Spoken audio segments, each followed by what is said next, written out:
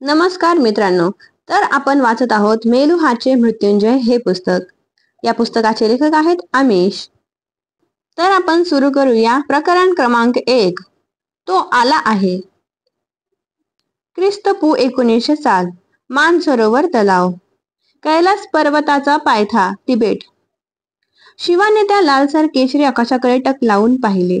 अस्तंगत होणाऱ्या सूर्याचे दर्शन व्हावे म्हणूनच जणू मानसरोवरच्या आकाशात विहरणारे ढग नुकतेच फाकले होते आणि त्यातून सूर्यास्ताचे दृश्य दिसत होते. त्या बुद्धिमान जीवदात्याने त्याला दिवस असे आणखी एकदा नाव दिले होते. आपल्या 21 वर्षाच्या आयुष्यात शिवाने काही मोजके सूर्योदय पाहिले होते, पण सूर्यास्त तो सहसा सूर्यास्त पाहण्यास चुकत नसे. दुसरा एखादा दिवस असला असता तर कदाचित शिवाने भव्य हिमालयाच्या पार्श्वभूमीवर दिसणारा तो सूर्य आणि ते विशाल सरोवर यांचा नयनरम्य देखावा त्याच्या दृष्टी जेवढा मावला असता तेवढा सामावून घेण्याचा प्रयत्न केला असता, पण त्या दिवशी तो तसे करणार नव्हता. तो उकिडवा बसला आणि आपले चपळ पिळदार शरीर त्या तलावावर पसरलेल्या अरुंद कातळावर त्याने झोकून दिले. तो विश्रांती घेत होता. अनेक लढायांमध्ये त्याच्या शरीरावर झालेल्या कित्येक जखमांच्या खुणा त्या पाण्यावरून परावर्तित होणाऱ्या संधी प्रकाशात दिसत होत्या. शिवाला त्याचे चिंतारहित बालपण आठवत होते. पाण्यात फेकलेल्या गारगोट्या आणि छोटे दगड तलावाच्या पृष्ठभागावरून उसळी मारून परत आपल्याकडे वळविण्याच्या कलेत तो पारंगत होता. त्याने ती कला परिपूर्णत्वाला नेली होती. त्याने अशा प्रकारे एका पाठोपाठ फेकलेले 17 दगड आपल्याकडे परत आणण्यात यश मिळविले होते. त्याच्या जमातीतील कोणीही त्याने केलेला हा विकर्मा तोपर्यंत मोडू शकले नव्हते. नेहमीचा दिवस असता तर वर्तमानातील काळज्या आणि चिंता यामुळे झाकोळून गेलेल्या आपल्या भूतकाळातील त्या उत्साहवर्धक आठवणींनी शिवाच्या चेहऱ्यावर स्मित हास्य फुलले असते, पण त्या दिवशी ते शक्य नव्हते. कोणत्याही प्रकारच्या आनंदाची चाहूल त्याला लागली नसताच तो आपल्या खेड्याकडे परतला होता. मुख्य प्रवेशद्वारावर भद्र सावधगिरीने पहारा देत होता. शिवाला त्याच्या डोळ्यांच्या हालचालीवरून ते लक्षात आले होते. कुंपणाजवळ आणखी 2 शिपाई होते, पण ते पेंगुळे होते. त्यांना त्या अवस्थेत पाहताच भद्र गर्कन मागे वळला आणि त्याच्या अंगावर ओढत त्याने त्याला सणसणीत लाथा घातल्या. शिव पुन्हा एकदा तलावाकडे वळला. या भद्राचं देव भलं करो, निदान तो तरी आपली जबाबदारी पार पडतो आहे, त्यानं मनातल्या मनात म्हटलं. याकच्या हाडापासून तयार केलेली चिलीम शिवाने आपल्या ओठांजवळ नेली आणि तिचा एक जोरदार झुरका घेतला. तो दुसरा एखादा दिवस असता तर चिलिमीने आपली मोहिनी त्याच्या मनावर घातली असती आणि निदान क्षणभरासाठी का होईना पण शिवाच्या शेनल्या भागल्या त्रस्त मनाला दिलासा आणि विरंगुळाही मिळाला असता, पण त्या दिवशी तसे झाले नव्हते. त्याने सरोवराच्या डाव्या बाजूला पाहिले. तेथेच त्या अनोळखी परदेशी पाहुण्यांचे सैनिक त्यांनी आपल्या निगराणीत ठेवले होते. त्या सैनिकांच्या मागच्या बाजूला सरोवर होते आणि शिवाचे स्वतःचे 20 सैनिक त्यांच्यावर पहारा देत होते. त्यामुळेच त्या सैनिकांना अचानक हल्ला करणे शक्यच झाले नसते. त्या सैनिकांनी स्वतःला किती सहजपणे निशस्त्र करू दिले होते. कोणत्याही क्षुल्लक कारणावरून युद्धाला तयार होणारे आमच्या भूमीवरच्या रक्तपिपासू लोकांप्रमाणे ते मूर्ख नाहीत, शिव मनातल्या मनात म्हणाला. तो परदेशी पाहुणा शिवाला जे म्हणाला होता ते शब्द शिवाच्या मनात पुन्हा घुमत होते. तो म्हणाला होता, आमच्या देशात या. आमचा देश या पर्वताच्या पलीकडेच आहे. बाकीचे सगळे त्याला मेलुहा म्हणतात, मी तर त्याला स्वर्गच म्हणतो. ते भारतातील अत्यंत समृद्ध आणि बलशाली साम्राज्य आहे. खर तर जगातीलच अत्यंत समृद्ध आणि अत्यंत बलशाली साम्राज्य आहे ते. आमच्या सरकारनं स्थलांतरितांसाठी काही सुविधा केल्या आहेत. तुम्हाला चांगली सुपीक जमीन आणि शेतीसाठी आवश्यक असलेले स्रोतही उपलब्ध करून दिले जातील. सध्या तुमची गण ही जमात या ओसाड ओबडधोबड भूमीवर अस्तित्वासाठी झगडते आहे. तुम्ही स्वप्नातही ज्याची कल्पना केली नसेल अशी जीवन पद्धती मेलुहा तुम्हाला देऊ करत आहे. त्या बदल्यात आम्हाला काहीही नको आहे. फक्त तुम्ही शांततेने राहा, कर भरा आणि आमच्या देशाचे कायदे कानून पाळा म्हणजे झालं. अर्थातच शिव हा काही त्या नवीन साम्राज्याचा प्रमुख असणार नव्हता, पण त्यामुळे त्याला खरोखरच खूप मोठा फरक पडणार होता का? त्या परदेशी लोकांनी तयार केलेले कायदे कानून त्याला जमातीला पाळावे लागले असते आणि त्यांना आपल्या दैनंदिन गरजा भागविण्यासाठी काम करावे लागले असते एवढेच. पण फक्त जगण्यासाठी, अस्तित्वासाठी रोजच्या रोज लढाई करण्यापेक्षा ते कितीतरी चांगले होते. शिवाने आपल्या चिलिमीचा आणखी एक झुरका मारला. त्या चिलिमीचा धूर पूर्णपणे विरून गेल्यावर त्याने त्या खेड्याच्या मध्यभागी असलेल्या झोपडीकडे पाहिले. त्याच्या स्वतःच्या झोपडीच्या बाजूलाच ती होती. त्या झोपडीतच त्या परदेशी पाहुण्याला उतरविण्यात आले होते. त्याने तेथे आरामात झोपावे असे त्याला सांगण्यात आले होते. प्रत्यक्षात मात्र गरज पडलीच तर त्याला ओलीस ठेवता यावे यासाठी ती योजना करण्यात आली होती. या पवित्र सरोवराच्या काठाजवळच आमचं खेडं वसलेलं असावं यासाठी आम्हाला दर महिन्यातच प्राकृतींशी लढावं लागतं. दर वर्षागणिक नवीन जमातीबरोबर हातमिळवणी करून ते अधिकाधिक प्रबळत होत चाललेले आहेत. आम्ही प्राकृतींचा पाडाव करू शकू, पण एकाच वेळी या डोंगराळ भागातील सर्वच्या सर्व जमातींचा पाडाव करणं आम्हाला शक्य नाही. मेलुहाला गेल्यामुळे निदान हा अकारण होणार रक्तपात तरी थांबवता येईल आणि आम्ही सुखानं जगू तरी शकू. यात वावगं काय आहे? आम्ही या प्रस्तावाचा विचार का करू नये? हा प्रस्ताव तर अत्यंत चांगला वाटतो आहे. शिवाचे विचारचक्र जोरात सुरू होते. शिवाने त्या चिलमीचा आणखी एक दीर्घ झुळका घेतला आणि त्याने ती त्या खडकावर झटकली. राख खाली पडली आणि तो बसला होता. त्या ठिकाणापासून हवेत उंच उडाली. आपल्या उघड्या छातीवर उडालेले राखेचे काही कण झटकून टाकून त्याने आपण नेसलेल्या व्याघ्र चर्माला हात पुसले आणि तो झपाट्याने आपल्या खेड्याकडे चालू लागला. शिव प्रवेशद्वारातून बाहेर पडल्याबरोबर भद्रा आणि त्याचे सैनिक खडकन उठून उभे राहिले. शिवाने क्रुद्र मुद्रेने त्यांच्याकडे पाहिली आणि भद्राने तरी नेहमीप्रमाणे मोकळे ढाकळे वागावे असे त्याला खुणावले. हा माझा अगदी जवळचा बालमित्र आहे. हे असा कसा काय विसरून जातो? मी प्रमुख बनलो असलो म्हणून काय झालं? त्यामुळे आमच्या मैत्रीत काहीच फरक पडलेला नाही. खरं तर कशातच बदल झालेला नाही. इतरांच्या समोर अशा प्रकारे त्यानं माझी अकारणच खुशामत करण्याची काहीच गरज नाही, शिव स्वतःशीच म्हणाला. त्याच्या देशातील इतर भागांतील लोकांचा विचार केला तर शिवाच्या खेड्यातील झोपड्या खरोखरच अधिक आरामदायक होत्या. त्या झोपड्यांमध्ये पूर्ण वाढ झालेला माणूस सरळ ताठ उभा राहू शकत होता. पर्वतराजींवरून येणाऱ्या धसमुळ्या वाऱ्यांच्या झोतांतही या झोपड्या किमान 3 वर्षे तरी सुस्थितीत राहू शकत होत्या. परदेशी पाहुणा झोपलेल्या झोपडीकडे शिव तसाच झपाझप चालत गेला. त्याआधी त्याने आपल्या हातातील चिलीम आपल्या झोपडीकडे फेकून दिली. तो अनोळखी पाहुणा त्या झोपडीत शांतपणे झोपी गेला होता. एकतर आपल्याला ओलीस ठेवले गेले आहे हे त्याच्या लक्षात तरी आले नव्हते किंवा पेरावे तेच उगवते यावर तरी त्याचा विश्वास होता. त्यामुळे आपण चांगले वागलो की समोरचा माणूसही चांगलेच वागतो असा त्याचा समज होता असणार. शिवाला आपल्या काकांचे बोलणे आठवले. त्याचे काका त्याचे गुरुही होते. ते नेहमीच म्हणत असत की लोकांना समाजाकडून जे मिळालेलं असतं तेच ते समाजाला परत देत असतात. जर त्यांना समाजाकडून विश्वास मिळाला तर ते सगळीकडेच विश्वासानं वागतात. अगदी आपल्या सैनिकांनाही अनोळखी लोकांकडून उत्तम गोष्टींचीच अपेक्षा बाळगण्यास शिकवणारा मेलुहा हा असाच दुसऱ्यांवर विश्वास ठेवणारा आणि विश्वासार्ह समाज असावा. शिवाच्या मनाने त्याला ग्वाही दिली. आपली खरखरीत केसांची वाढलेली दाढी शिवाने खाजवली आणि तो त्या परदेशी पाहुण्यांचे निरीक्षण करू लागला. त्याने त्याचे नाव नंदी असल्याचे सांगितले होते. नंदी तिथे जमिनीवर अस्ताव्यस्त पसरून गाढ झोपला होता. त्यामुळे मेलुहाच्या लोकांची अवाढव्य शरीरयष्टी शिवाच्या नजरेत अधिकच भरली होती. प्रत्येक श्वासोच्छवासाबरोबर त्याचे ढेरपोट लयीत वर खाली होत होते. लठ्ठपणा असूनही त्याची त्वचा तुकतुकीत आणि स्नायू घट्ट होते. मुळातच लहान मुलासारखा असलेला त्याचा चेहरा झोपेत अधिकच निरागस दिसत होता. त्याचे तोंड अर्धवट उघडे होते. शिवाला वाटले, माझ्या प्राक्तनापर्यंत मला घेऊन जाणारी हीच ती व्यक्ती आहे का? माझे काका जिच्याविषयी बोलत असत ती नियती खरोखरच आहे का? तुझं प्राक्तन या उत्तुंग पर्वतांपेक्षा अधिक उत्तुंग भव्य दिव्य आहे. मात्र ते सत्यात उतरविण्यासाठी तुला हे उत्तुंग पर्वत ओलांडूनच जावंच लागेल असे ते म्हणत असत.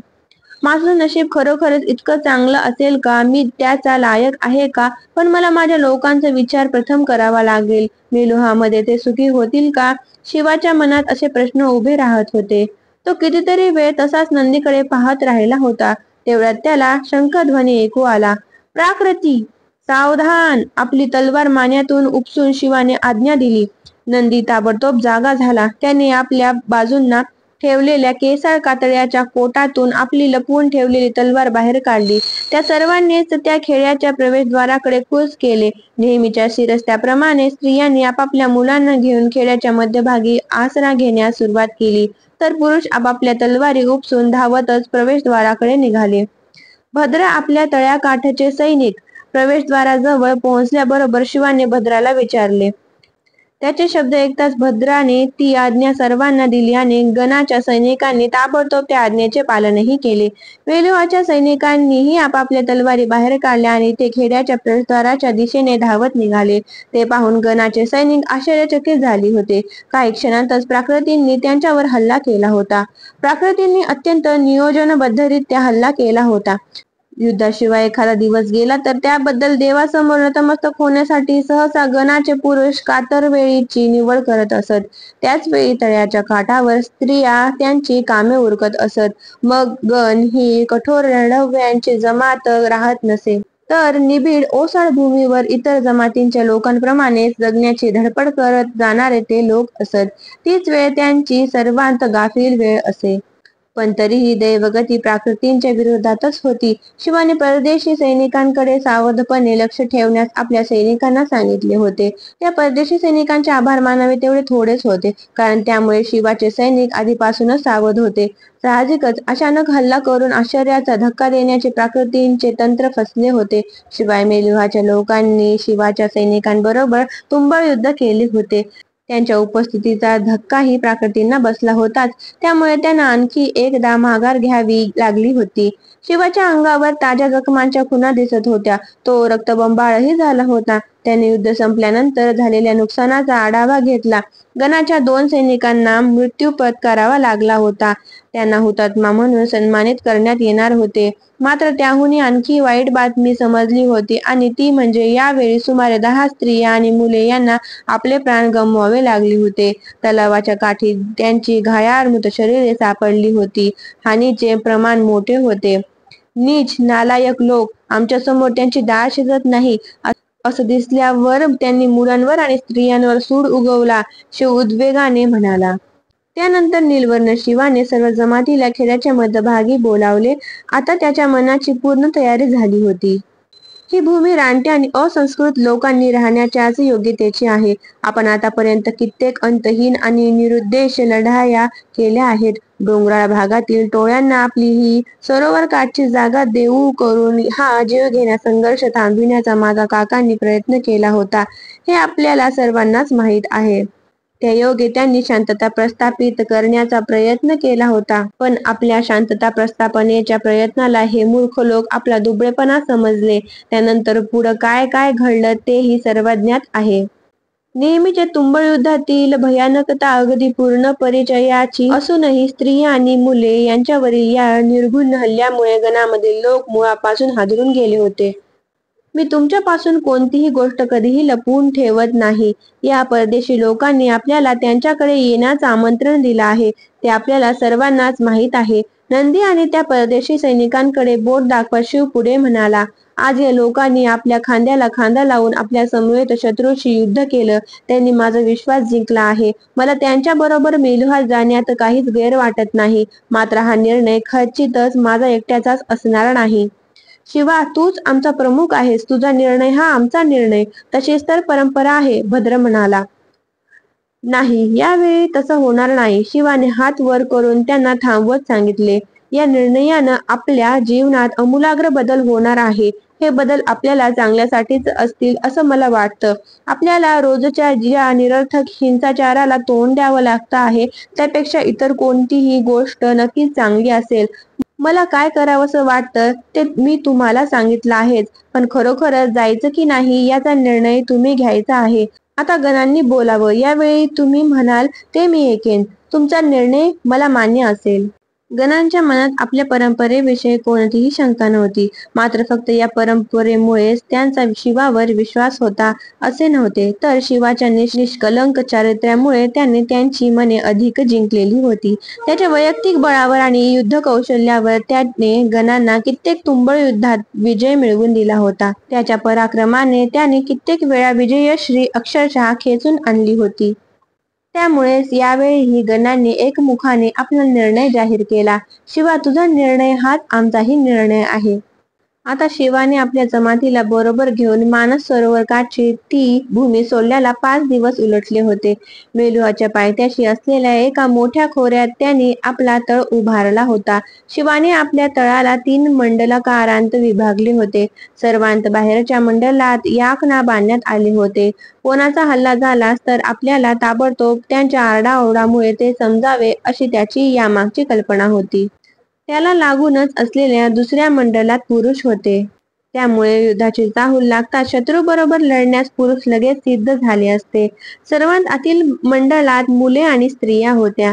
मध्यभागी असलेल्या अग्निकुंडाजवळच स्त्रिया आणि मुले होती. युद्धात जे कामी आले असते तरी चालले असते ते पहिल्या रिंगणात होते. प्रतिकार करणारे लढवय्ये दुसरे आणि बळी पडू शकणारे जीव सर्वांत आतल्या रिंगणात होते. शिवाने सर्वाधिक भीषण आपत्तीला तोंड देण्याची तयारी केली होती. लढाईसाठी शत्रू दबा धरून बसलेला आहे याची शिवाला खात्रीच होती. फक्त तो कधी आक्रमण करणार एवढा वेळेचाच काय तो प्रश्न होता. सरोवर जवळची आणि तीही एवढी मोकळ्याची जागा आपल्याला सहजासहजी मिळालेली बघून प्राकृती आनंदाने बेहोश झाले असणार हे त्याला माहीत होते. पण तरीही प्राकृतींचा प्रमुख याख्या याने काही त्यांना शांततेने जगू दिले नसते. शिवाच्या गणांचा पराभव करून दंतकथा बनवून जाण्याची एकुलती एक पण प्रखर महत्वाकांक्षा याख्याच्या मनात होती. त्याने शिवाचा पराभव करून त्याची भूमी जिंकली असा टेंभा मिरविणेच त्याला आत्यंतिक भूषणावह वाटले असते. जमातीमधील या असल्या वेडगळ तत्त्वज्ञानाचा शिवाला मनापासून तिरस्कार वाटत होता. असल्या वातावरणात शांततेने जगण्याची सुतराम शक्यता नव्हती. शिवाला युद्धाचे आव्हान स्वीकारायला नेहमीच मनापासून आवडत होते. त्याने युद्धकलेत प्रावीण्यही मिळविले होते. पण आपल्या भूमीत खेळली जाणारी सगळी युद्धे निष्फळ होती हे त्याला माहीत होते. त्याच्यापासून थोड्याच अंतरावर सावधपणे बसलेल्या नंदीकडे तो वळला. शिबिराच्या दुसऱ्या मंडलाच्या बाहेर अर्धचंद्राकृती आकारात मेलुहाचे 25 सैनिक पहारा देत होते. नंदीने मेलुहामध्ये स्थलांतरित होण्यासाठी गणांचाच विचार का केला होता या त्याने प्राकृतींना का निमंत्रण केले नव्हते. थोड्या अंतरावरून एक सावली आपल्या तळाच्या दिशेने सरकत असल्याचे पाहता शिवाचे विचारचक्र थांबले. त्याने अगदी निरखून पाहिले पण सारे काही शांत होते, स्थिर होते. जगाच्या या भागात काही वेळा ऊन सावल्यांचा खेळ चालत असे. शिवाने आपल्या मनावरचा ताण दूर केला पण तेवढ्यात त्याला पुन्हा एकदा एक सावली सरकत असल्याचे दिसले. आक्रमण! त्याने जोरात आरोळून ठोकून आपल्या सैनिकाला सावधान केले. गणाच्या आणि मेलुहानच्या सैनिकांनी आपापली शस्त्रे उपसली. युद्धासाठी नेमून दिलेल्या आपापल्या जागांवर जाऊन ते शत्रूशी 2 हात करण्याच्या तयारीत उभे राहिले. एवढ्यात 50 प्राकृती सैनिकांनी त्यांच्यावर हल्ला केला. कोणताही विचार न करता त्या तळावर हल्ला करणारे त्यांना चांगलेच महागात पडले होते. कारण भयभीत झालेल्या याकच्या फळीला सुरुवातीलाच त्यांना तोंड द्यावे लागले. भेदरलेल्या याकने त्यांना कुचलून काढले. त्यांच्या पायांखाली प्राकृती चिरडून गेले. आपले युद्ध सुरू करण्याआधीच कित्येक प्राकृती त्यामुळे जखमी झाले होते. तरीही त्यातून जे काही थोडे वाचले त्यांच्याबरोबर युद्ध झाले. एका अगदीच नवशिक्या तरुण प्राकृतीने शिवावर हल्ला चढवला. तो शिवावर भयानकपणे तुटून पडला. त्याचा पहिला आघात शिवाने मागे सरकून चुकवला. शिवाच्या हातातील तलवार हवेत तळपळली आणि त्याने त्या तरुणाच्या छातीवर चपकन वार केला. तो तरुण योद्धा चरफडतच मागच्या मागे उडाला आणि पडला. त्याचे शरीर उघडे पडले. शिवाला तेच तर हवे होते. त्याने आपल्या हातातील तलवार त्याच्या पोटात जोरदारपणे खुपसविली. शत्रूच्या पोटात खोलवर घुसलेली ती तलवार त्याने तेवढ्याच ताकदीनिशी गोल गोल फिरवत जोरात बाहेर उपसून काढली. तो नेहमीच तसे करत असे. आपल्या शत्रूला हळूहळू तडफडत मारण्यासाठी त्याने तिथेच सोडून दिले. तेवढ्यात एक प्राकृती गणावर हल्ला करण्याच्या तयारीत असल्याचे शिवाला दिसले. त्याने हवेत उंच गिरकी घेतली आणि त्या प्राकृतीच्या तलवार घेतलेल्या हातावर जोरात उडी मारली. त्या प्राकृतीला मोठी जखम झाली. दरम्यानच्या काळात शिवाप्रमाणेच युद्धकलेत निपुण असलेला भद्र एकाच वेळी 2 प्राकृतींबरोबर 2 हातात 2 तलवार घेऊन लढत होता. त्याच्या पाठीवरच्या कुबड्याचा त्याच्या सफाईदार हालचालींमध्ये अडथळा येत नव्हता. कारण तो मागे पुढे झुकत आणि वाकत आपले वजन सहन सहज एका बाजूकडून दुसरीकडे ढकलून हव्या त्या वेळी हव्या त्या शत्रूला मार देत होता. त्याने त्या प्राकृतीच्या मानेच्या डाव्या बाजूवर जोरदार वार केला. त्याला तसाच मृत्यूला कवटाळण्यासाठी सोडून त्याने आपल्या उजव्या बाजूला असलेल्या शत्रूच्या चेहऱ्यावर वार केला. त्या प्राकृतीचा डोळा खोबणीतून बाहेर आला. तो खाली पडला. त्यानंतर भद्राने क्रूरपणे आपली तलवार त्याच्या शरीरात खुपसविली आणि त्या दुष्ट शत्रूच्या यातनांना झटक्यात अंत केला. मेलुहाच्या सैनिकांबरोबर प्राकृतींचे सुरू असलेले युद्ध अगदी वेगळ्या प्रकारचे होते. मेलुहाचे सैनिक अत्यंत उत्तम प्रशिक्षित सैनिक होते, पण ते क्रूर नव्हते. ते नियम पाळत होते. ते प्राणहानी टाळण्याचे शक्य तेवढे सर्व प्रयत्न करत होते. लवकरच प्राकृतींना दारुण पराभवाला सामोरे जावे लागले. त्यांच्यापैकी निम्मे सैनिक मारले गेले होते आणि निम्मे शरण आले होते. ते दयेची भीक मागत होते, जीवनदानाची याचना करत होते. त्यांच्यापैकी एक याख्या होता. त्याच्या उजव्या खांद्यावर नंदीने केलेल्या वारामुळे खोल जखम झाली होती. त्यामुळे हातात तलवार धरण्याचेही त्राण त्याच्यात उरले नव्हते. प्राकृतींच्या प्रमुखाच्या मागे भद्र उभा होता. त्याने आपली तलवार उंच धरली आणि विचारले, शिवा, जलद आणि सोपा की हळूहळू आणि यातनामय? महाराज शिवाने काही म्हणण्याआधीच नंदीने हस्तक्षेप केला. शिव मेलुहाच्या सैन्याकडे आणि नंदीकडे वळला. हे चुकीचं आहे. ते दयेची भीक मागत आहेत. त्यांना ठार मारणं हे युद्धाच्या नियमांना धरून नाही. तुला प्राकृतिक कसे आहेत ते माहीत नाही, शिव म्हणाला. ते क्रूर आहेत. आता आमच्याकडून काहीही मिळण्यासारखं राहिलं नाही, पण तरीही ते आमच्यावर हल्ला करतच राहिले आहेत. याचा कुठंतरी शेवट झालाच पाहिजे, एकदाच आणि कायमचाच. ते तर आता आधीच संपलं आहे. तुम्ही आता तिथं जाऊन यापुढे राहणार नाही. तुम्ही लवकरच मेलुहात येणार आहात. शिव स्तब्ध झाला. नंदी पुढे बोलत होता, हे कसं संपवायचं ते तुमच्यावर अवलंबून आहे. नेहमी तुम्ही संपवता त्याप्रमाणे की वेगळ्या प्रकारे ते तुम्ही ठरवायचं आहे. भद्राच्या हातात अजूनही तलवार होतीच. तो शिवाच्या आज्ञेची प्रतीक्षा करत होता. तुम्ही त्यांच्यापेक्षा औदार्यशील आहात हे तुम्ही प्राकृतींना दाखवून देऊ शकता, नंदी म्हणाला. शिव क्षणभर क्षितिजाकडे पाहत होता. त्याने ती उत्तुंग पर्वतराजी पाहिली. नियती, अधिक चांगल्या आयुष्याची संधी. तो पुन्हा भद्राकडे वळला. त्यांना निशस्त्र करा. त्यांच्याकडची सगळी शस्त्रास्त्र काढून घ्या. त्यांना सोडून द्या, तो म्हणाला. आपण आता त्यांना सोडून दिलं असलं तरी पुन्हा आपल्या भागात जाऊन आपल्यावर हल्ला करण्यासाठी शस्त्रसज्ज होऊन येण्याएवढे हे प्रकृती मूर्ख आहे. पण तोपर्यंत आपण खूप दूरवर पोहोचलेलो असू. शिवाच्या मनात विचार आला. शिवाच्या या आज्ञेने धक्का बसलेला भद्र शिवाकडे आश्चर्याने पाहतच राहिला. पण क्षणभरातच तो धक्का ओसरला आणि त्याने तातडीने शिवाच्या हुकुमाची अंमलबजावणी करण्यास सुरुवात केली. नंदीने आशेने शिवाकडे एक दृष्टिक्षेप टाकला. त्याच्या मनात राहून राहून एक विचार पिंगा घालत होता. शिवाचे हृदय विशाल आहे. त्याच्याकडे भरपूर क्षमता आहे. ती त्याच्याकडे तशीच राहू देत. देवा, हे रामा, ही त्याची दयाशीलता त्याच्या मनात तशीच कायम राहू देत. ज्या तरुण सैनिकाला शिवाने मारले होते त्याच्याकडे शिव गेला. तो जमिनीवर तडफडत पडला होता. त्याचा चेहरा वेदनांनी पिळवटला होता. त्याच्या पोटातून हळूहळू रक्तस्राव होत होता. त्यावेळी त्याच्या आयुष्यात प्रथमच शिवाला एका प्रकृतीविषयी दया वाटली. त्याने आपली तलवार बाहेर काढली आणि त्या तरुण सैनिकांच्या यातनांचा अंत केला. सलग 4 आठवडे कूच केल्यानंतर निमंत्रितांचा तो संपूर्ण तांडा बाहेरच्या भागातील पर्वतरांग पार करून श्रीनगरच्या बाहेरच्या भागात पोहोचला. काश्मीर खोऱ्याची ती राजधानी होती. नंदीने अगदी उत्साहाने काश्मीर खोऱ्याच्या समृद्धीचे आणि सौंदर्याचे वर्णन केले होते. त्याची भूमी अगदी परिपूर्ण होती. शिवाने अत्यंत अलौकिक अशी काही दृश्ये आणि निसर्ग पाहण्याची आपल्या मनाची तयारी केली होती. आपल्या साध्यासुध्या भूमीत त्याने निसर्गाची अशी लयलूट पाहिलीच नव्हती. पण त्याने श्रीनगरमध्ये जे पाहिले होते ते त्याच्या कल्पनेच्याही पलीकडचे होते. तो खरोखरच स्वर्ग होता. यापेक्षा आणखी वेगळं नंदीवन कुठे असूच शकत नव्हते. होय, तो स्वर्गच होता. मेलुहा, शुद्ध जीवनाची भूमी. वाघिणीसारखी झेपावणारी झेलम या खोऱ्यात प्रवेश करताच गायीच्या शांतपणे हळुवारपणे वाहत होती. तिने काश्मीरच्या त्या स्वर्गीय भूमीचे हळुवारपणे चुंबन घेतले होते. तिथून वळणे घेत घेत ती दाल सरोवराला जाऊन मिळत होती. त्यानंतर खालच्या भागात ती पुन्हा दाल सरोवरापासून बाजूला होऊन समुद्राला मिळण्यासाठी आपला मार्ग चोखाळत होती. त्या भल्या मोठ्या खोऱ्यात सर्वत्र लुसलुशीत हिरवेगार गवत पसरले होते. त्या खोऱ्याच्या पार्श्वभूमीवर काढलेले काश्मीरचे सुंदर प्रमुख चित्र चितारलेले होते. दैवी रंगांनी बहरलेल्या फुलांचे भरगच्च ताटवे सगळीकडे पसरले होते. चिनार वृक्षांच्या सौंदर्यामुळेच त्यांच्यावरची नजर दुसरीकडे वळत होती. चिनार वृक्षांकडून अतिथींचे अत्यंत जादू आणि सौहार्दपूर्ण वातावरणात स्वागत केले जात होते. शिवाच्या जमातीच्या शमल्या भागल्या लोकांचे कान पक्ष्यांची मंजूळ गाणी आणि किलबिल ऐकून तृप्त झाले. आतापर्यंत त्यांच्या कानांना फक्त बर्फाळ पर्वतावरून घोंघावणाऱ्या वाऱ्यांचा आवाज ऐकण्याची सवय होती. सरहद्दीवरचा प्रांत जर असा असेल तर मग उर्वरित देश किती परिपूर्ण आणि सुंदर असेल. शिवाच्या तोंडून आश्चर्यातिरेकाने उद्गार बाहेर पडले. दाल सरोवराजवळ मेलुहाचा प्राचीन पारंपरिक लष्करी तळ होता. त्या सरोवराच्या पश्चिमेकडच्या काठावर झेलमच्या बाजूला सरहद्दीच्या जवळ श्रीनगर हे शहर होते.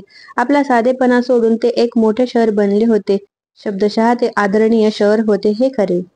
सुमारे 100 हेक्टर एवढ्या क्षेत्रफळात श्रीनगर वसलेले होते.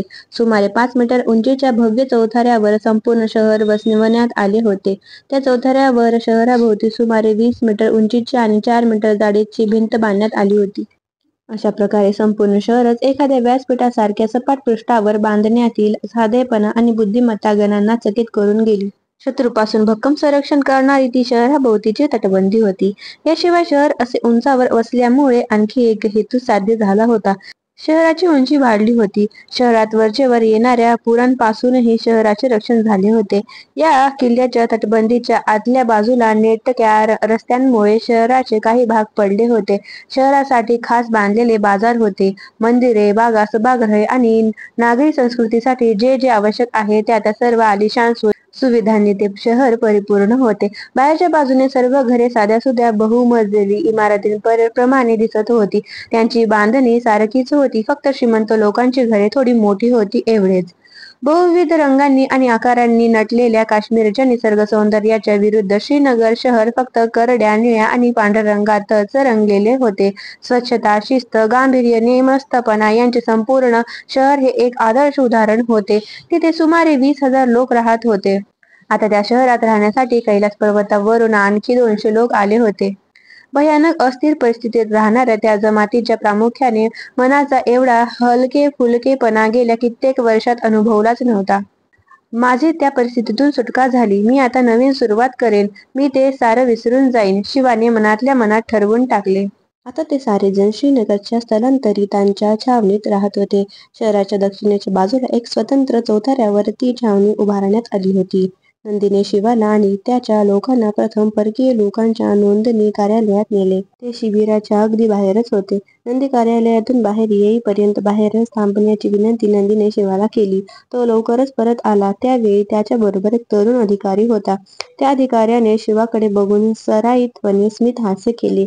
त्यानंतर त्याने त्याला हात जोडून नमस्ते म्हटले. मेलुहात तुमचं स्वागत आहे. माझं नाव चित्रांगद आहे. तुमच्या पुनर्वसनाचं कामकाज बघणारा मी अधिकारी आहे. तुमच्या प्रत्येक समस्येसाठी तुम्ही मला बोलावू शकता. मी त्या सर्व सोडवेन. तुमच्या प्रमुखाचं नाव शिव आहे, ते मला माहीत आहे. ते कृपया पुढे येतील का? त्याने विचारले.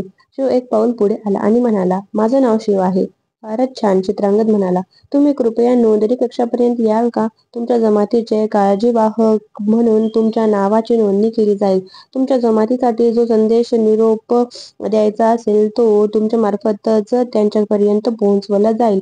तुम्ही निःसंदिग्धपणे त्यांचे प्रमुख असल्यानं तुमच्या जमातीच्या लोकांना सर्व सूचना देणं आणि त्यांची अंमलबजावणी त्यांच्याकडून करून घेणं ही तुमची जबाबदारी असेल. चित्रांगदाचे कार्यालयीन थाटाचे संभाषण मध्येच थांबवत नंदी म्हणाला, महाराज, तुम्ही जर मला जाऊ दिलं तर मी तुमच्या जमातीच्या निवासाचा तात्पुरता प्रबंध करून येईन. आपल्या बोलण्याचा ओघ नंदीने थांबवल्यामुळे चित्रांगदाच्या चेहऱ्यावरचे प्रसन्न स्मित हास्य काहीसे कमी झाल्याचे शिवाच्या लक्षात आले होते. पण लवकरच पुन्हा चित्रांगदाच्या चेहऱ्यावरचे ते हसू परतले. शिवाने वळून नंदीकडे पाहिले. अर्थातच, तुम्ही जाऊ शकता. तुम्हाला माझी परवानगी घेण्याची काहीच गरज नाही, नंदी, शिव म्हणाला. पण त्या बदल्यात तू मला एक वचन दिलं पाहिजेस, माझ्या मित्रा. अर्थातच महाराज, दिलं. मी वचन दिलं, नंदी किंचित झुकून म्हणाला. मला शिव म्हण, महाराज नको, शिवाने सांगितले. मी तुझा मित्र आहे, प्रमुख नाही. शिव चित्रांगदाकडे पुन्हा एकदा वळला. आता काही कारणाने त्याच्या चेहऱ्यावरचे स्मित हास्य शिवाला अत्यंत नैसर्गिक आणि उत्स्फूर्त भासत होते. तो म्हणाला, ठीक आहे शिव, तुम्ही जर आमच्या नोंदणी कक्षात आलात तर आपण औपचारिक गोष्टी झटपट उरकून टाकू शकू. नव्यानेच नोंदणी झालेली ती जमात आपल्या स्थलांतरितांच्या छावणीतील निवासस्थानांत पोहोचली. त्यावेळी मुख्य प्रवेश द्वाराजवळ नंदी त्यांची वाट पाहत होता. तो त्यांना सन्मानाने आत घेऊन गेला. त्या छावणीच्या वसाहतीतील रस्ते अगदी श्रीनगर मधील रस्त्यांप्रमाणेच होते. पूर्व, पश्चिम आणि दक्षिण उत्तर दिशांना ते व्यवस्थित आखलेले होते. शिवाच्या स्वतःच्या भूमीतील घाणेरड्या रस्त्यांच्या अगदी विरुद्ध इथले पदपथ होते. त्याला रस्त्यांच्या बाबतीत आणखी एक आश्चर्यकारक बाब आढळली होती. रस्त्याच्या मधोमध असलेली ती रंगीत दगडांची रांग कशासाठी आहे नंदी, त्याने विचारले. त्याच्या खाली सांडपाणी व्यवस्थापनाची भूमिगत व्यवस्था आहे. या सांडपाणी यंत्रणेतून छावणीतील सर्व सांडपाणी बाहेर नेले जाईल शिवा. त्यामुळे छावणीत उत्तम स्वच्छता आणि आरोग्यपूर्ण वातावरण राहील याची मी तुम्हाला हमी देतो, नंदी म्हणाला. मेलुहाच्या लोकांच्या इतक्या सुंदर आणि परिपूर्ण नागरी व्यवस्थापनाने शिव प्रभावित झाला होता. तिथल्या मोठ्या इमारतींमध्ये गण पोहोचले. त्या खास त्यांच्यासाठीच बांधण्यात आल्या होत्या. मेलुहाला येण्याचा निर्णय घेण्याच्या शिवाच्या बुद्धिमत्तेचे त्यांनी मनातल्या मनात कित्येक वेळा आभार मानले होते. त्या 3 मजली इमारतीत प्रत्येक कुटुंबासाठी स्वतंत्र निवासस्थान होते. ते अत्यंत सुखासीन होते. प्रत्येक खोलीत छानसे आरामदायी सामान होते. प्रत्येक भिंतीवर तांब्याची गोल थाळी होती. तिच्यात ते स्वतःचे प्रतिबिंब व्यवस्थित पाहू शकत होते. त्या खोल्यांमध्ये स्वच्छ सुती चादर होत्या. पंचा आणि काही कपडेही होते. ते कपडे पाहून गोंधळलेल्या शिवाने नंदीला विचारले, हे काय आहे? चित्रांगदाने उत्साहाने उत्तर दिले. तो म्हणाला, शिवा, हे सुती कापड आहे. हे झाड आमच्या भूमीत उगवते आणि आता तुमच्या हातात आहे तसे कापड त्यापासून बनवले जाते. प्रत्येक भिंतीवर चित्रे लावलेली एक खिडकी होती. त्यामुळे खोलीत जास्त काळ सूर्यप्रकाश आणि उष्णता टिकून राहत होती. प्रत्येक भिंतीला दिवे ठेवण्यासाठी एक कोनाडा होता. दिव्यांमधून नियंत्रित प्रकाश सर्वत्र पसरत होता. प्रत्येक खोलीला लागूनच स्वच्छतागृहाची सोय होती. स्वच्छतागृहाच्या फरशांना सांडपाणी वाहून नेणाऱ्या भोकाकडे नैसर्गिक उतार होता. त्यामुळे तिथले सांडपाणी आपोआपच सांडपाण्याच्या यंत्रणेला जाऊन मिळत होते. प्रत्येक स्वच्छतागृहाच्या उजव्या बाजूला फरसबंदीत बसवलेले बेसिन होते. बेसिनच्या मध्यभागी एक मोठे भोक होते. या जमातीच्या दृष्टीने ते एक विचित्र दिसणारे यंत्र होते. ते कशासाठी बांधले होते याविषयी त्यांना कुतूहल वाटत होते. बाजूंच्याच भिंतीला लागूनच एक उपकरण होते. ते ज्यावेळी हलवले जात होते त्यावेळी त्याच्यामधून पाण्याचा प्रवाह बाहेर पडत होता. ही तर जादूच आहे, भद्राची आई कुजबुजली. संपूर्ण इमारतीच्या प्रमुख प्रवेशद्वाराखेरीज तिथेच आणखी एक घर होते. त्या घरातून एक महिला वैद्य आणि परिचारिका बाहेर पडल्या आणि त्यांनी शिवाला अभिवादन केले. ती वैद्य ही गहूवर्णीय स्त्री होती. तिने आपल्या कमरेभोवती एक पांढरे वस्त्र गुंडाळले होते. त्याला मेलुहामध्ये धोती म्हणत होते. तिने आपल्या छातीभोवती एक छोटेसे वस्त्र गुंडाळून घेतले होते आणि खांद्यावरून अंगवस्त्रम म्हणून ओळखले जाणारे पांढरे वस्त्र घेतले होते. तिने कपाळाच्या मधोमध पांढरा टिळा लावला होता. तिच्या डोक्यावरचे सगळे केस कापलेले होते. तिने फक्त एक शेंडी राखली होती. तिच्या गळ्यात जानवे होते. ते तिच्या डाव्या खांद्यावरून तिच्या शरीरावरून तिच्या उजव्या खांद्याकडे रुळत होते. तिला तिथे पाहून नंदीला आश्चर्य वाटले. तिने केलेल्या नमस्काराला प्रत्युत्तर दाखल नमस्ते म्हणून तो म्हणाला, श्रीमती आयुर्वती, आपल्यासारखे उच्च व्यावसायिक नीतिमत्तेच्या वैद्य इथं असतील अशी मला अपेक्षाच नव्हती. आयुर्वतीने नंदीकडे पाहून स्मित हास्य केले. त्यानंतर ती त्याला विनम्रपणे पुन्हा एकदा अभिवादन करून म्हणाली, प्रत्येक ठिकाणी जाऊन प्रत्यक्ष काम करून अनुभव घेण्यावर माझा विश्वास आहे सरदार. माझे सहकारीही हा नियम कडकपणे पाळतात. पण मला खरंच माफ करा, मी आपल्याला ओळखलं नाही. आपण याआधी कधी भेटलो होतो का? माझं नाव कॅप्टन नंदी आहे श्रीमती, नंदीने उत्तर दिले. आपण यापूर्वी कधीच भेटलेलो नाहीत, पण या भूमीतील तुमच्यासारख्या महान वैद्याला कोण बरं ओळखत नाही? आभारी आहे कॅप्टन नंदी, ती काहीशी संकोचली होती. तुम्ही थोडीशी अतिशयोक्ती करता आहात असं मला वाटतं. माझ्यापेक्षा खूपच श्रेष्ठ वैद्य येत आहेत. त्यानंतर लगेच शिवाकडे वळून ती म्हणाली, मेलुहात तुमचं स्वागत आहे. मी आयुर्वती, मी इथली वैद्य आहे. तुम्ही इथं राहता आहात तोपर्यंत माझ्या परिचारिका आणि मी आपल्या सेवेसाठी हजर असू. शिवाने कोणतीच प्रतिक्रिया व्यक्त न केल्याचे पाहून चित्रांगद आपल्या अत्यंत विनम्र आवाजात म्हणाला, शिवा, आम्ही तुमची ही फक्त तात्पुरती राहण्याची सोय केली आहे. तुमच्या जमातीसाठी आम्ही बांधत असलेली खरी घरे याहून खूपच जास्त आरामदायी आहेत. तुम्हाला इथं केवळ काही दिवसांपुरतच असं अलग राहायचं आहे. खरं तर आठवडाभरापेक्षा जास्त दिवस काही तुम्ही या घरांमध्ये राहणार नाही. तुम्हाला अलग ठेवण्याचा कालावधी तेवढाच असेल. नाही नाही मित्रा, आमच्या अपेक्षेपेक्षाही तुम्ही दिलेली घरं खूपच आरामदायक आहेत. आम्ही अशा घरांची कल्पनाही केली नव्हती. काय मावशी, मी म्हणतोय ते बरोबर आहे ना? भद्राच्या आईकडे पाहत शिवाने विचारले. त्यानंतर चित्रांगदाकडे वळून तो म्हणाला, पण हा अलग ठेवण्याचा कालावधी कशासाठी आहे? नंदी मध्येच म्हणाला, शिवा, फक्त सावधगिरीचा उपाय म्हणून असं अलग ठेवलं जातं. मेलुहामध्ये फारसे आजार नाहीत. काही वेळा येणारे स्थलांतरित काही आजार बरोबर घेऊन येतात. या 7 दिवसांच्या कालावधीत वैद्य स्थलांतरितांची तपासणी करतात आणि जर असे काही आजार असतील तर त्यावर उपचार करून ते दूर करतात. आरोग्यासाठीचे नियम तुम्हाला अगदी काटेकोर पाळावेच लागतील. आजारांवर नियंत्रण ठेवण्यासाठीचे ते एक मार्गदर्शक तत्वच आहे, आयुर्वेदी म्हणाली. शिव नंदीकडे पाहत पुटपुटला, आरोग्यासाठीचे नियम? नंदी क्षमा याचना करत असल्याप्रमाणे शिवाकडे पाहत होता. त्याचे डोके झुकले होते, पण त्याने हळुवारपणे सबुरीचा सल्ला दिला. तो म्हणाला, शिवा, कृपा करून या सगळ्या गोष्टी मान्य कर आणि त्या पाळ. आम्हाला मेलुहामध्ये ज्या गोष्टी पाळाव्याच लागतात त्यापैकी ही एक गोष्ट आहे. श्रीमती आयुर्वेदियन या भूमीतील अत्यंत निष्णात वैद्य मानले जाते. तुम्ही जर आता मोकळे असाल तर मी तुम्हाला काही सूचना सांगते, आयुर्वेदी म्हणाली. सध्या तरी मी मोकळा आहे, शिवाने चेहरा सरळ ठेवत सांगितले. पण यासाठी मी तुला नंतर दोषी ठरवू शकेन. भद्र हलकेच खिदळला. भावहीन चेहऱ्याने आयुर्वेदीने शिवाकडे रोखून पाहिले आणि ती म्हणाली, तुला नेमकं काय म्हणायचं आहे ते मला समजलेलं नाही, पण काही का असेना आपण न्याहारीघरापासून सुरुवात करूया. आयुर्वेदी पाहुण्याच्या खोलीत शिरली. त्यावेळी ती हळूच पुटपुटली, हे संस्कारहीन विचित्र स्थलांतरित म्हणजे? शिवाने भद्राकडे पाहून आपल्या भुवया उंचावल्या आणि तो मिश्किलपणे हसला. दुपारच्या सुंदर भोजनानंतर संध्याकाळी उशिरा सर्व गणांना त्यांच्या खोलीतच एक औषध रस देण्यात आला. शी, भद्र म्हणाला. त्याने त्या रसाचा एक घोट घेताच चेहरा अत्यंत वेडावाकडा केला होता. तो म्हणाला, हे अगदी याकच्या मूत्रासारखं लागतं आहे. याकच्या मूत्राची चव तुला कशी काय माहिती? शिवाने हसत हसत विचारले. त्याने भद्राच्या पाठीवर जोरदार थाप मारली. जा, तुझ्या खोलीत जा आता. मला आता झोपेची अत्यंत गरज आहे, तो म्हणाला.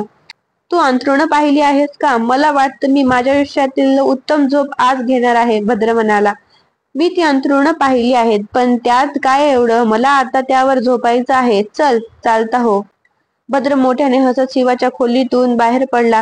एवढी मऊ मऊ अंथरुणे आणि गाद्या पाहून तो एकटाच काही हुरला नव्हता. त्यांची संपूर्ण जमातच त्या खोल्यांमधील त्या आरामदायक सुंदर गाद्यांवर झोपण्यासाठी आणि त्यांच्या आयुष्यातील सर्वात आरामशीर झोप घेण्यासाठी आपल्या खोल्यांत पळाली होती. ते आश्चर्य अनुभवण्यासाठीच ते आत गेले होते. शिव आपल्या अंथरुणावर या कुशीवरून त्या कुशीवर सारखा वळत होता. तो भगव्या रंगाची धोती नेसला होता. व्याघ्र चर्म धुण्यासाठी नेण्यात आले होते.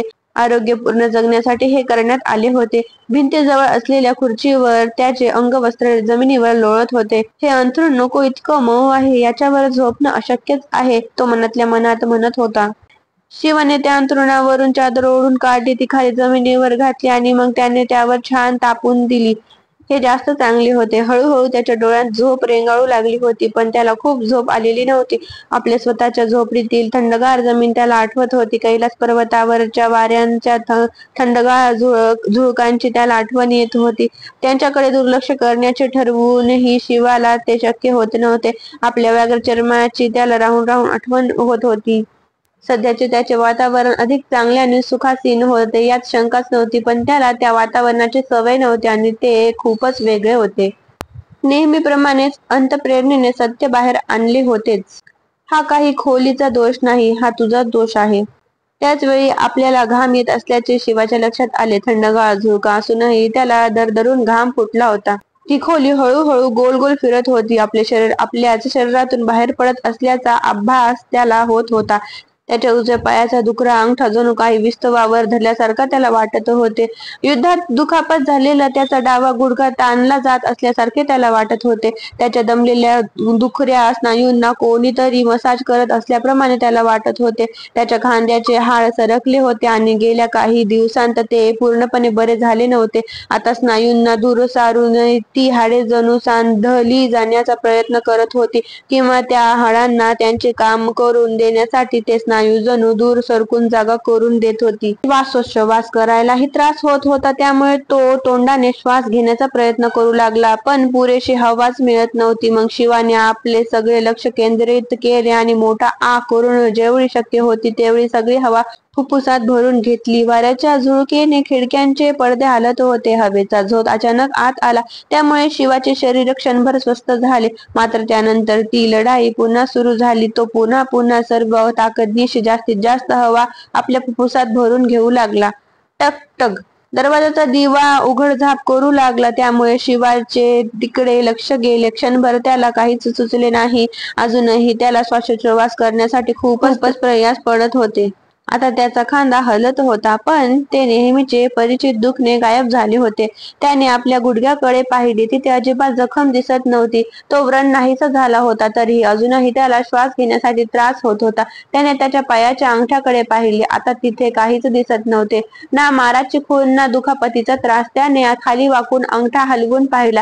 गेल्या कित्येक वर्षात त्याने अंगठा हलवला नव्हता, आता मात्र तो सहजगत्या अंगठा हलवू शकत होता. त्याच्या मानेत मात्र एक अनामिक थंडगारपणा आला होता, अत्यंत थंड. टक टक आता त्या टकटकीत थोडे जास्तच सातत्य होते. गोंधळलेल्या शिवाने जमिनीवर पाय ठेवले आणि तो उठला. आपले अंगवस्त्र त्याने अंगावर घेतले आणि खोलीचे दार उघडले. काळोखामुळे चेहरा स्पष्ट दिसत नसला, तरीही शिवाने भद्राला ओळखले. तो घाबऱ्या घुबऱ्या आवाजात सांगत होता, शिवा, तुझी एवढ्या रात्री झोपमोड केली त्याबद्दल मला माफ कर, पण माझ्या आईला अचानकच ताप चढला आहे. आता मी काय करू? शिवाने चटकन भद्राच्या कपाळाला हात लावून बघितले. भद्रा, तुलाही ताप आहे? तू तुझ्या खोलीत जा, मी तुझ्यासाठी वैद्याला बोलवून आणतो.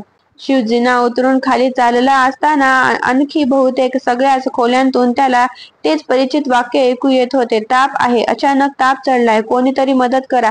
जिथे वैद्य राहत होते तिथे शिवा पायऱ्या उतरून खाली गेला. त्याने दार जोरात वाजवले. ऐरावतीने ताबडतोब दार उघडले. जणू काही आपल्याला लवकरच बोलवणं येईल हे ती जाणून होती. शिव शांतपणे म्हणाला, आयुर्वती, माझी जवळजवळ सगळी जमात तापानं अचानक आजारी पडली आहे. कृपा करून लवकर चल, त्यांना मदतीची गरज आहे. ऐरावतीने शिवाच्या कपाळाला स्पर्श केला आणि ती म्हणाली, तुला ताप आला नाही?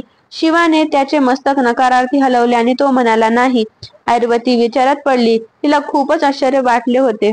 ती मागे वळली आणि तिच्या परिचारिकांना म्हणाली, चला लवकर कामाला लागा, ते सुरू झालं आहे, चला जाऊया. ऐरावती आणि तिच्या परिचारिका इमारतीकडे धावत गेल्या. त्याचबरोबर अचानक चित्रांगद तिथे प्रकट झाला. त्याने शिवाला विचारले, काय झालं? माहित नाही. खरं सांगायचं झालं तर माझ्या जमातीतील प्रत्येक जणच अचानक तापानं फणफणला आहे. तुलाही दरदरून घाम येतो आहे. त्याची काळजी करू नकोस, मला ताप नाही बघ. मी माझ्या इमारतीत परत चाललो आहे. मला माझे लोक काय काय करत आहेत आणि याला कसं तोंड देत आहेत ते बघायचं आहे, शिव म्हणाला. चित्रांगदाने मान हलवली आणि तो म्हणाला, मी नंदीला बोलवतो. चित्रांगद नंदीला शोधण्यासाठी बाहेर गेला आणि शिव इमारतीच्या दिशेने धावत सुटला. ज्या क्षणी त्याने इमारतीत प्रवेश केला होता त्या क्षणी त्याला आश्चर्याचा धक्का बसला. त्या इमारतीतील सर्व दिवे लागले होते. परिचारिका प्रत्येक खोलीतून जात होत्या, औषधे देत होत्या आणि रुग्णांना काय करायचे याविषयी सल्लाही देत होत्या. लेखनिक तिथून आत बाहेर करत होत्या. तो प्रत्येक रुग्णाच्या प्रकृतीविषयी बारीक सारीक तपशील आपल्या छोट्याशा वहीत टिपून घेत होता. मेलुहाच्या लोकांनी या प्रकारच्या संकटाला तोंड देण्यासाठी आधीच तयारी करून ठेवली होती. ऐरावती त्या खोलीच्या मधील रस्त्यावर टोकाला उभी होती. तिचे हात तिच्या कमरेवर होते. आपल्या अत्यंत उच्च प्रशिक्षित आणि कार्यक्षम सहकाऱ्यांवर ती काळजीपूर्वक देखरेख करत होती. शिव तिला पाहताच तिच्याकडे पळत पळत गेला. त्याने विचारले, दुसऱ्या आणि तिसऱ्या मजल्यावरच्या लोकांचं काय? ऐरावतीने त्याच्याकडे न पाहताच उत्तर दिले. ती म्हणाली, संपूर्ण इमारतीत परिचारिका गेलेल्या आहेत. एकदा या मजल्यावरची स्थिती आटोक्यात आली की मी वरच्या मजल्यांवरची परिस्थिती पाहण्यासाठी तिकडेही जाणारच आहे. येत्या अर्ध्या तासातच सर्वच्या सर्व रुग्णांना योग्य उपचार मिळतील. तुम्ही लोक अत्यंत कार्यक्षम आहात, पण तरीही प्रत्येकालाच बरं वाटावं अशी मी प्रार्थना करतो, शिव म्हणाला. ऐरावतीने वळून शिवाकडे पाहिले. तिच्या भुवया काहीशा उंचावल्या आणि त्यानंतर तिच्या गंभीर चेहऱ्यावरून स्मित हास्याची एक लहर तरळून गेली. काळजी करू नको, आम्ही मेलुहाचे लोक आहोत. आम्ही कोणतीही परिस्थिती हाताळण्यास समर्थ आहोत. प्रत्येक जण चांगला ठणठणीत बरा होईल, ती म्हणाली. तुम्हाला मी काही मदत करू शकतो का? होय, जा आणि आंघोळ करून ये. काय?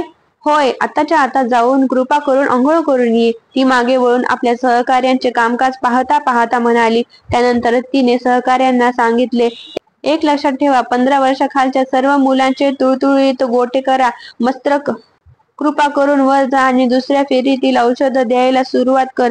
मी तिथं 5च मिनिटात पोहोचते आहे. होय श्रीमतीजी. आपल्या हातात एक मोठीच्या मोठी कापडी पिशवी घेऊन वरच्या मजल्यावर घाईघाईने जाणाऱ्या तरुणाने तिला सांगितले. तू अजूनही इथंच आहेस का? आयुर्वतीने शिव तिथेच असल्याचे पाहून त्याला विचारले. आपल्या रागाचा पारा चढू न देता हळूवार आवाजात शिव म्हणाला, माझ्या आंघोळीनं असा काय फरक पडणार आहे? माझे लोक संकटात आहेत. मला त्यांना मदत करायची आहे. मला तुझ्या बरोबर वाद घालण्यासाठी वेळही नाही आणि माझ्याकडे तेवढी सहनशीलताही नाही. तू ताबडतोब जाऊन अंघोळ करून ये. ती आपला राग न आवरता म्हणाली. शिवाने आपल्या तोंडातून तिच्यासाठी उणे-दुणे शब्द बाहेर पडू नये याची मोठ्या कष्टाने काळजी घेतली. मनावर नियंत्रण ठेवले. त्याला आयुर्वती बरोबर चांगलाच वाद घालायचा होता, पण ती एक स्त्री होती. तो गप्प बसला. आयुर्वतीने पुन्हा एकदा वळून शिवाकडे पाहिले. तिची आज्ञा लगेच पाळली जात होती. तिला त्याचीच सवय होती. ती वैद्य होती. तिने रुग्णाला काही करायला सांगितले तर कोणताही प्रश्न न विचारता त्याने ते करणे आवश्यक असे. पण तिच्या प्रदीर्घ वर्षाच्या अनुभवात तिने शिवासारखे अल्पच रुग्ण पाहिले होते. विशेषतः ते सरदार वगैरे असे असत. त्यांना प्रत्येक गोष्टीचे कारण हवे असे. त्यांना सूचना नको असे. तरीही हा तर एक साधासुधा स्थलांतरित होता. तो काही कोणी सरदार नव्हता. स्वतःवर मोठ्या कष्टाने नियंत्रण ठेवत आयुर्वती म्हणाली, शिवा तुला घाम येतो आहे. तू आताच आंघोळ करून तो घालवला नाहीस तर त्यातच तुझा प्राण जाईल. कृपा करून माझ्यावर विश्वास ठेव. तुझा जर मृत्यू झाला तर तुझ्या जमातीला तुझा कसलाच उपयोग होणार नाही. चित्रांगदाने जोरजोरात दार ठोठावले. पेंगुळलेल्या डोळ्यांनी नंदी त्रासून कर वाजत उठला. त्याने दार उघडले आणि तो म्हणाला, तसंच काहीतरी महत्वाचं काम असेल ना? चल लवकर, शिवाची जमात आजारी पडली आहे. चित्रांगद म्हणाला. एवढ्यातच? पण ही तर त्यांची इथली पहिलीच रात्र आहे. नंदी उद्गारला. आपले अंगवस्त्र उचलत तो म्हणाला, चल जाऊया. आणि घर ही शिवाला आंघोळीसाठी एक विचित्र प्रकारची जागा वाटत होती. शिव दर 2 महिन्यांनी मानस सरोवराच्या थंडगार पाण्यात पाणी उडवत, पाण्यात डुंबत अगदी शांतपणे विधीपूर्वक स्नान करत असे. यांनी घरात त्याला कोंडून घातल्यासारखे वाटत होते. पाणी बाहेर पडावे म्हणून भिंतीवर लावलेले ते जादूचे उपकरण त्याने 2-3दा हलवून पाहिले. मेलुहाचे लोक ज्याला साबण म्हणत होते, तो छोटा केक सारखा दिसणारा तुकडा अंगाला चोळून लावून त्याने स्वच्छ आंघोळ केली. आयुर्वतीने अगदी स्पष्टपणे सर्वांना सांगितले होते, साबण वापरलाच पाहिजे. त्याने पाणी बंद केले आणि पंचा घेतला. तो आपले अंग जोरजोरात घासत असताना त्याने गेल्या काही तासांत अनुभवलेली आश्चर्यकारक वस्तुस्थिती पुन्हा एकदा त्याच्या समोर स्पष्ट झाली. त्याचा खांदा पूर्ण बरा झाला होता. त्याने आश्चर्याने खाली पाहिले. त्याचा गुडघा दुखत नव्हता. तिथे जखमेचा कोणताही व्रण नव्हता. त्याचे पायाचे तळवे पूर्णपणे बरे झाले होते. मग त्याच्या लक्षात आले की फक्त जखमा झालेली किंवा दुखापती झालेली अवयव नव्हेच, तर त्याचे संपूर्ण शरीरच एकदम चांगले नवीन झाल्यासारखे वाटत होते. शरीरात एकदम भरपूर ताकदीचा संचार झाल्यासारखे त्याला वाटले. त्याची मान मात्र अजूनही त्याला थंड पडल्यासारखी वाटत होती. हे सगळं काय घडत होतं? तो न्हाणीघरातून पटकन बाहेर पडला आणि धोती नेसला. पुन्हा एकदा त्याला आयुर्वतीची सूचना आठवली. तिने सांगितले होते की त्याने त्याचे घामाने मळालेले कपडे अजिबातच वापरायचे नव्हते. तो गळ्याभोवती शेला लपेटत असतानाच दारावर टक झाली. ती आयुर्वती होती. शिवा, कृपा करून तू दार उघडशील का? तू ठीक आहेस ना? ते मला पाहायचं आहे, ती म्हणाली. शिवाने दार उघडले. आयुर्वती आत आली आणि तिने शिवाच्या शरीराचे तापमान मोजले. ते ठीक आहे. आयुर्वतीने हळुवारपणे मान हलवली आणि ती म्हणाली, तू अत्यंत निरोगी आणि सशक्त दिसतो आहेस. तुझी जमातही खूपच जलद गतीने बरी होत आहे. आता त्रास संपत आला आहे. शिव कृतज्ञतेने हसला. तुमच्या सहकार्यांचं कौशल्य आणि कार्यक्षमता वाखाणण्यासारखी आहे. मी त्याबद्दल तुमचे आभार मानतो. याआधी तुमच्याशी वाद घातल्याबद्दल मला क्षमा करा. ते सारं अकारणच घडलं. मला माहित आहे की तुमच्या ते लक्षात येतंय. आयुर्वतीने त्याच्याकडे पाहिले. तिच्या चेहऱ्यावर स्मित हास्य होते. तिच्या भुवया उंचवल्या गेल्या होत्या. आपण विनम्र आहोत नाही का? तिने विचारले. मी काही तेवढा कठोर नाही, पण तुम्ही लोक खूप विनम्र आहात, शिव म्हणाला. अचानक आयुर्वती त्याचे बोलणे ऐकता ऐकता थांबली. तिच्या चेहऱ्यावर आता सुन्न झाल्यासारखे भाव होते. ती त्याच्याकडे एकटक पाहत होती. तिच्या ते आधीचे लक्षात का आले नव्हते? तिचा दंतकथांवर विश्वास नव्हता, पण दंतकथा प्रत्यक्षात असल्याचे पाहणारी ती पहिलीच होती का? आपल्या बोटाने निर्देश करत तिने विचारले, पण तू तुझी मान का झाकून घेतली आहेस? माझा गळा मला खूप थंडगार पडल्यासारखा वाटत आहे. त्यात काही काळजी करण्यासारखं आहे का? शिवाने आपल्या गळ्याभोवती घातलेल्या शेला दूर करत विचारले. एवढ्यात एक मोठी किंकाळी त्या शांत खोलीत घुमली आणि आयुर्वती तशी झोकांड्या खात मागे वळली. तिने आपल्या तोंडावर आपला हात धरला होता. तिला मोठाच धक्का बसला होता. तिचा हात फरशीवर खाली पडला होता. तिच्या पायांतील त्राणच गेले होते. ती खाली कोसळली. आपली पाठ कशीबशी तिने भिंतीला टेकवून ठेवली होती. त्या सगळ्या काळात तिची नजर शिवावरून एकदाही हटली नव्हती. तिच्या अभिमानी डोळ्यांतून अश्रू ओघळत होते. ओम ब्रह्मये नमः, ओम ब्रह्मये नमः तिने जप करण्यास सुरुवात केली होती. काय झालं? काही गंभीर घडलंय का? चिंताग्रस्त शिवाने विचारले. तू आला आहेस, हे प्रभू, तू आला आहेस. तिच्या विचित्र प्रतिसादामुळे गोंधळलेला शिव काही प्रतिक्रिया व्यक्त करण्याआधीच नंदी गडबडीने आत शिरला आणि त्याला आयुर्वती जमिनीवर पडल्याचे दिसले. तिच्या गालांवरून मोठे मोठे अश्रू टपटप खाली ओघळत होते. काय घडलं श्रीमतींजी? गोंधळलेल्या नंदीने तिला विचारले. आयुर्वतीने फक्त शिवाच्या गळ्याकडे बोट दाखवले. नंदीने तिकडे पाहिले. शिवाचा गळा निळा झाला होता. बरेच वर्षे पिंजऱ्यात कोंडून घातलेल्या प्राण्याने सुटका झाल्यानंतर चित्कारावे तसा चित्कारत नंदीही आपल्या गुडघ्यांवर खाली बसला. तोही आश्चर्यातिरेकाने खाली कोसळला होता. हे प्रभू, तू आलास, नीलकंठ आला आहे, तो म्हणाला. नंदी खाली वाकला आणि त्याने आपले मस्तक नीळकंठ शिवाच्या पायांवर ठेवण्याचा प्रयत्न केला. ती आदरणीय व्यक्ती मात्र मागे सरकली होती, गोंधळली होती आणि बेचैनही झाली होती. हा सगळा काय मूर्खपणा चालू आहे? शिवाने क्षुब्ध होत विचारले. आपल्या थंडगार पडलेल्या गळ्यावर हात धरत तो त्या चकचकीत पितळी तपकडीकडे वळला. त्याच वेळी आपल्या गळ्याकडे पाहून तोही एकदम स्तब्ध झाला. त्याला गळा निळा दिसला होता. तो नीळकंठ होता. चित्रांगदाने आधारासाठी हाताने दरवाजा धरला होता आणि तो एखाद्या मुलासारखा हुंदके देत हमसून हमसून म्हणत होता, आम्ही वाचलो, आम्ही वाचलो, तो आला आहे. तर मित्रांनो, प्रकरण क्रमांक 1 येथे संपूर्ण झाले आहे. पुढील प्रकरणासाठी माझ्या चॅनलला जरूर सबस्क्राईब करा आणि चॅनलवरील मेलुहाचे मृत्युंजय या प्लेलिस्टला जरूर व्हिजिट द्या. धन्यवाद.